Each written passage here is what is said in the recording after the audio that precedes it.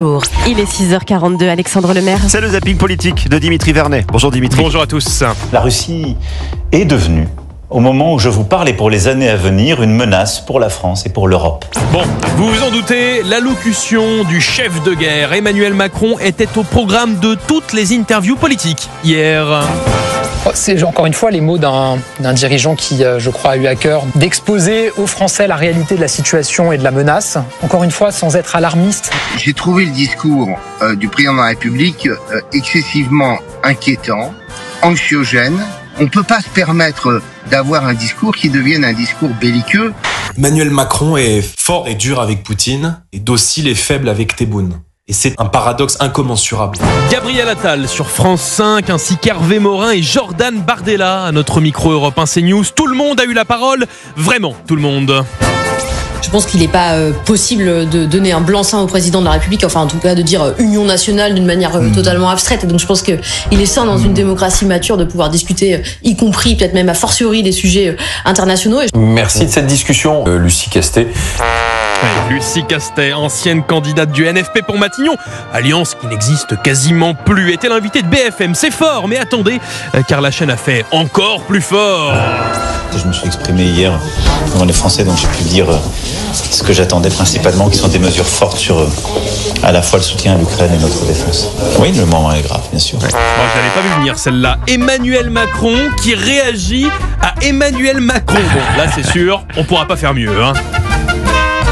Mesdames, Messieurs, nous ne faisons pas cette réunion parce que M. Macron s'est exprimé hier soir.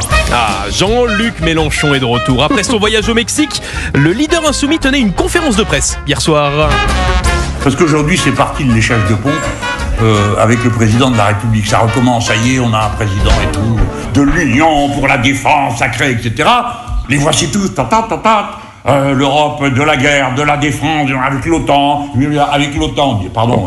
Bon bah si on voulait casser les clichés sur le Mexique, c'est raté. Je vous jure, je ne sais pas ce qu'ils lui ont fait là-bas, mais c'est plus du tout le même Jean-Luc. La France, nous avons 8 frontières terrestres en Europe. Nous avons 24 frontières en dehors de l'Europe. 3 frontières terrestres en Outre-mer. Mais ensuite, nous avons des frontières maritimes. Sachez-le. Nous sommes le 2e territoire maritime du monde.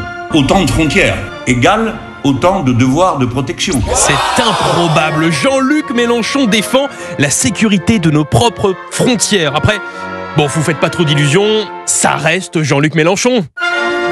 Quand vous pensez sécurité de la France inclut tous ses enfants sous toutes les latitudes du monde. Et tous